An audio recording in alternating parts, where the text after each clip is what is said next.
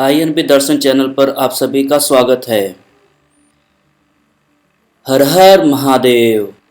वाराणसी से करीब 30 किलोमीटर दूर गंगा गोमती संगम तट पर स्थित मार्कंडे महादेव के मंदिर में सावन के इस अवसर पर भक्तों की लंबी कतार लगी है। मार्कंडे महादेव मंदिर वाराणसी गाजीपुर राज्य मार्ग पर कैथी गांव के पास है। सावन के अवसर पर यहाँ पूर्वांचल के विभिन्न जिलों से लाखों भक्त जलाभिषेक करने के लिए आते हैं।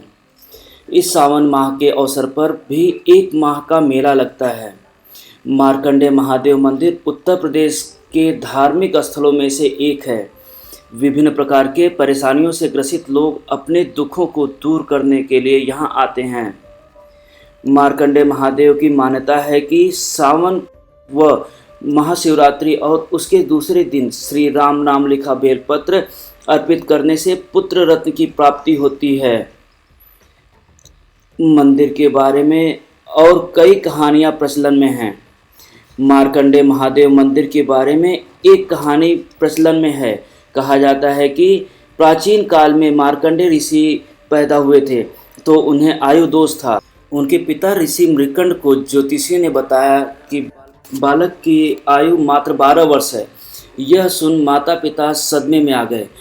ज्ञानी ब्राह्मणों की सलाह पर बालक मार्कंडे के माता पिता ने गंगा गोमती संगम तट पर बालू से शिव का विग्रह बनाकर शिव की अर्चना करने लगे।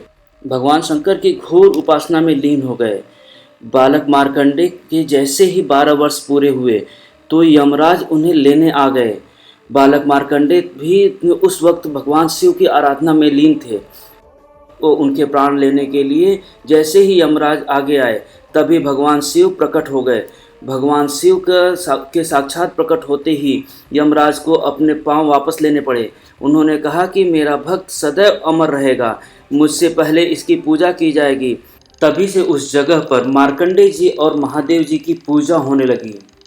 तभी से ये स्थल मार्कंडे महादेव जी के मंदिर के नाम से प्रसिद्ध हो गया। मैं मार्कंडे महादेव मंदिर का मुख्य पुजारी अजय कुमार के रूप रिंकू बाबा जी।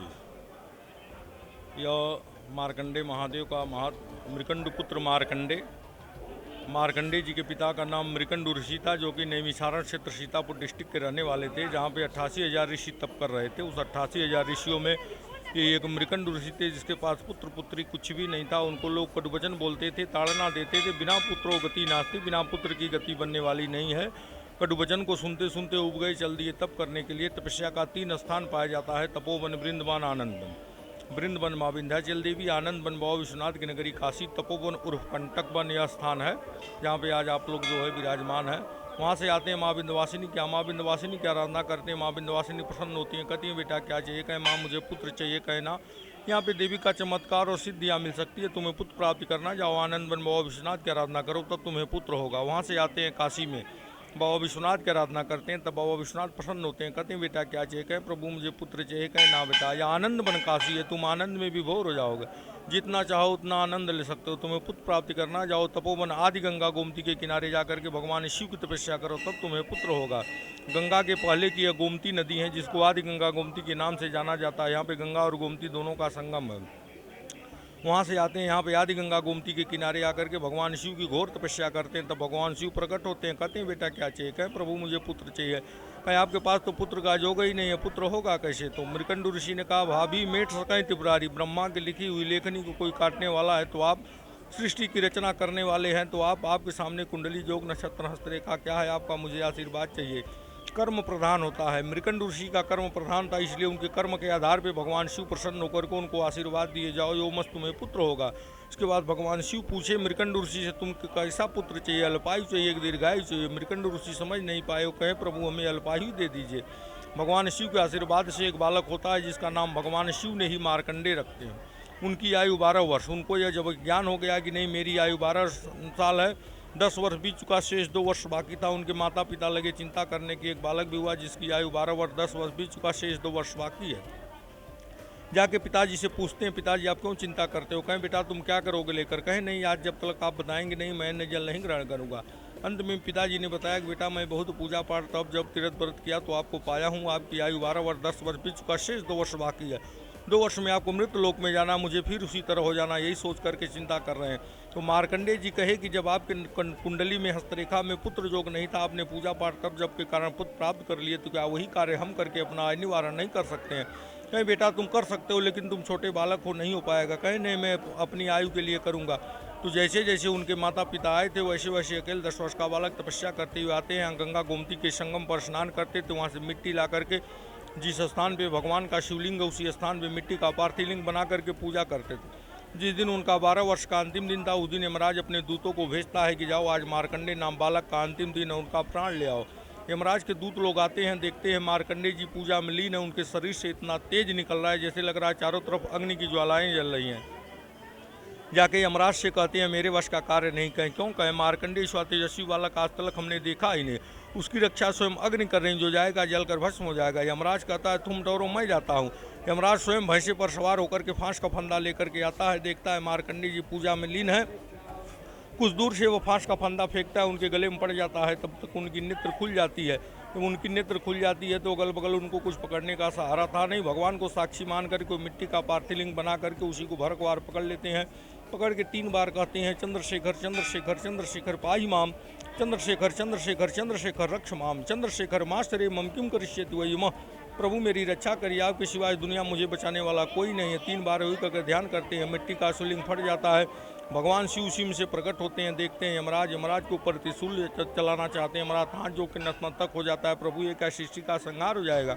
यमराज से पूछते हैं तुम कौन हो? यमराज बोलता है प्रभु मैं तो मार्कंडेय का काल बन के आया हूँ। कहें तुम काल हो, मैं क्या हूँ? कहें आप तो कालों के काल महाकाल है। कहें जब जानते हो कि मैं महाकाल हूँ तो महाकाल के सामने काल की क्या आवश्यकता है? मार्कंडेय किसका दिया हुआ बालक है? अगर तुम लोगों का दिया हुआ बालक है तो तुम लोग पास कहीं लिखित होगा कि नहीं मार्कंडेय की आयु 12 वर्ष दिखा तो ले जाओ। मैं जब मेरे आशीर्वाद से इनकी पैदाइश है तो मेरे आयु से इनकी आयु होगी, मनुष्य की आयु से इनकी आयु नहीं होगी। पहले तुम मेरी आयु की गणना करो, इसके बाद मार्कंडेय की आयु की गणना करना। 4000 युग बीतता है तो ब्रह्मा का एक दिन होता है, भगवान शिव की एक पलक गिरती है। तो भगवान शिव ने अपनी आयु से मार्कंडेय की आयु 12 वर्ष दिए थे, मनुष्य की आयु से इनकी आयु 12 वर्ष नहीं थी। पहले तुम मेरी आयु की गणना कर लो, इसके बाद मार्कंडेय की आयु की गणना करना। 4000 युग बीतता है तो ब्रह्मा का एक दिन होता है, भगवान शिव की एक पलक गिरती है। वही जाकर के भगवान शिव से कहते हैं कि बेटा वर मांगो। तो मार्कंडेय जो वर मांगते हैं कि जैसे मेरे माता पिता पुत्र के लिए अनाथ थे, मैं आयु के लिए अनाथ था, वैसे मेरे दरबार में जो प्राणी आए दर्शन पूजन करे संकल्प कराए, उसकी मनवांछित मतलब हर मनोकामनाएं पूर्ण होनी चाहिए। भगवान शिव कहते हैं जाओ यो मस्त स्थान आपके नाम से प्रसिद्ध होगा, पहले लोग तुम्हारी पूजा करेंगे बाद में हमारी पूजा करेंगे।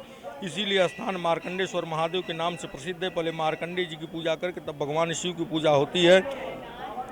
दुर्लभ शब्द किसी तीर्थों में सुनने को नहीं मिलता है, लेकिन यह श्लोक है जिसमें दुर्लभ शब्द आया है। कहा गया है श्री महाभारते वन पर्वते युधिष्ठिर नारदेवचनम मार्कंडेय यश राजेंद्र तीर्थ मासा च दुर्लभम गोमती गंगा शैव संगमे लोक विश्वते। गंगा गोमती के तट पर मार्कंडेय सा तीर्थ होना दुर्लभ है। पुत्र और आयु के लिए पूरे वर्ल्ड में प्रथम स्थान है मार्कंडेश्वर महादेव।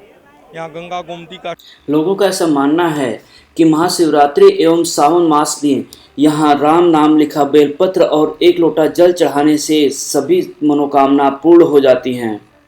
मार्कंडेय महादेव मंदिर में त्रयोदशी का भी बड़ा महत्व होता है।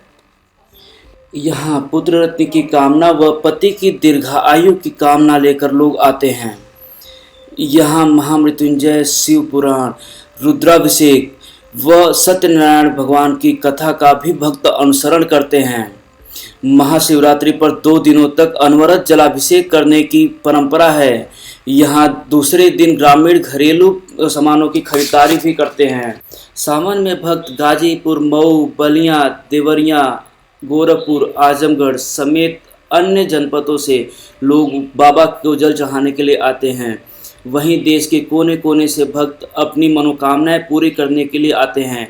इसके साथ ही जिनकी मनोकामनाएं पूर्ण होती हैं वो बैंड बाजों के साथ लेटकर बाबा के दरबार में पहुंचते हैं। वह इसी परिसर में लोग अपनी मनोकामनाएं पूरी करने के लिए हवन पूजन भी कराते हैं। यह मार्कंडेय महादेव मंदिर गंगा गोमती के त्रिकोण में और गोमती के उस पार आपका गाजीपुर जिला है, गंगा के उस पार चंदौली जिला है। ये बनारस का लास्ट बॉर्डर है। इसी के आगे बढ़ेंगे आप, इधर गाजीपुर शुरू हो जाता है। यहाँ नज़दीक में यहाँ से 3 किलोमीटर औड़ियार राजवाड़ी स्टेशन है। यहाँ से 10 किलोमीटर आप गाजीपुर की तरफ बढ़ेंगे औड़ियार जंक्शन है, और बनारस कैंट से 27 किलोमीटर की दूरी पर यह मार्कंडे महादेव का स्थान है।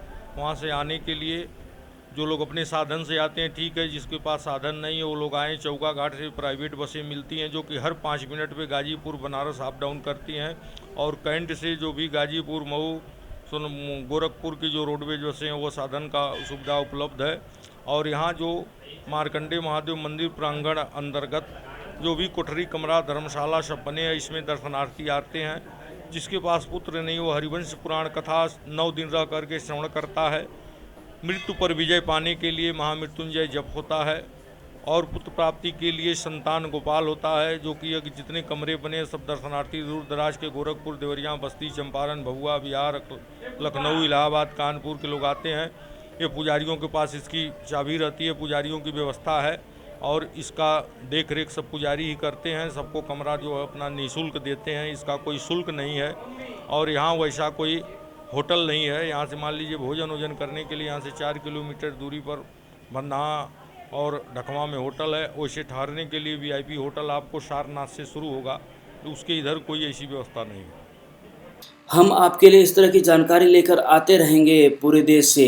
अगर आप हमसे जुड़ना चाहते हैं तो हमारे चैनल को सब्सक्राइब करें। जैसे आप चैनल को सब्सक्राइब करेंगे वैसे ही आप सीधी तरह से हमसे जुड़ जाएंगे।